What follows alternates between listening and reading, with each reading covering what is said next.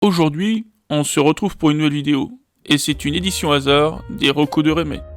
Le concept est simple, une roue pour choisir la plateforme, une roue pour le genre, et une dernière roue pour choisir le film parmi ceux disponibles. Voyons si le hasard fait bien les choses.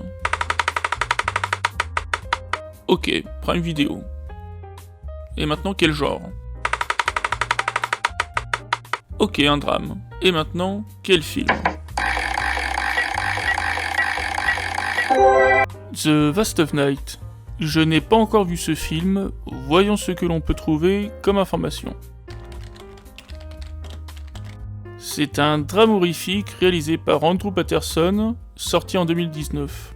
Le nom de ce réalisateur ne me dit rien, voyons ce que je trouve à son sujet.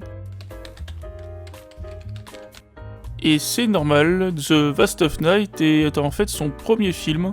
Son prochain film, The Rivals of Amasia King, avec au casting Matthew McConaughey, Kurt Russell et Jack Horowitz, l'un des acteurs principaux du film dont nous allons parler aujourd'hui.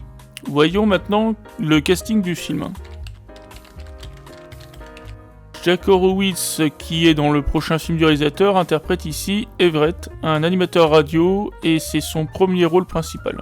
Sierra McCormick joue Faye Crocker, une jeune opératrice téléphonique.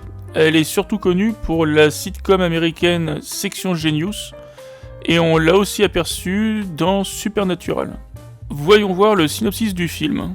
À la fin des années 50, lors d'une nuit mystérieuse au Nouveau-Mexique, une jeune opératrice téléphonique, Faye, et un charismatique animateur radio, Everett, découvrent une étrange fréquence sonore, qui pourrait bien changer l'avenir de leur petite ville. Un premier film, une histoire mystérieuse, allons voir ce que ça donne. Everett, it's Faye. The sound came through the board and interrupted your radio show. What sound?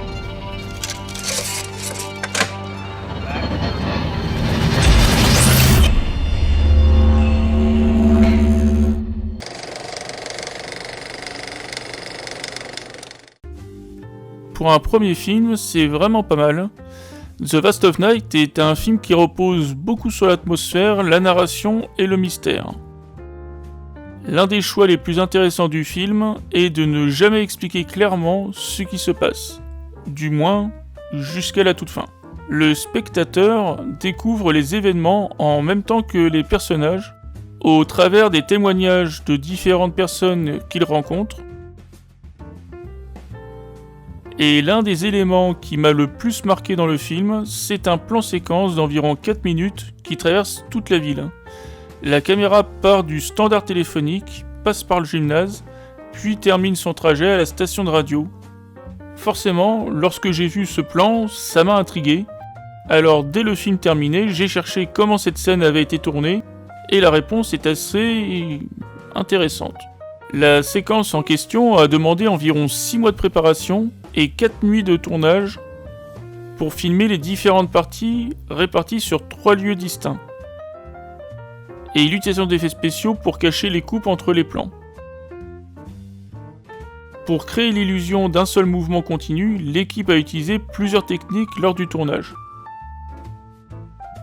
Un stabilisateur de type Movi, une petite grue, et même un go-kart emprunté à un prêtre de la région, pour transporter la caméra à toute vitesse dans les rues. Et contrairement à ce que l'on pourrait croire, en regardant la scène, la caméra ne traverse pas réellement toute la ville. Certaines parties ont été tournées à plusieurs kilomètres les unes des autres. Il est l'heure de la conclusion. Avec The Vast of Night, Andrew Patterson signe un premier film étonnamment maîtrisé. Plutôt que de miser sur de grands effets spectaculaires, le film choisit une approche beaucoup plus simple. Une histoire, une ambiance nocturne et un mystère qui se construit progressivement. C'est aussi un film qui rend hommage aux récits de science-fiction des années 50, comme The Twilight Zone par exemple, où l'imagination du spectateur joue un rôle essentiel. Si vous aimez les films qui prennent leur temps et qui savent créer une atmosphère avec très peu de moyens, je vous invite vraiment à découvrir The Vast of Night. Le hasard a choisi ce film, à vous maintenant de décider s'il mérite votre temps. Et nous, on se retrouve le 25 mars pour la prochaine vidéo où je vous ferai découvrir une série. À très bientôt.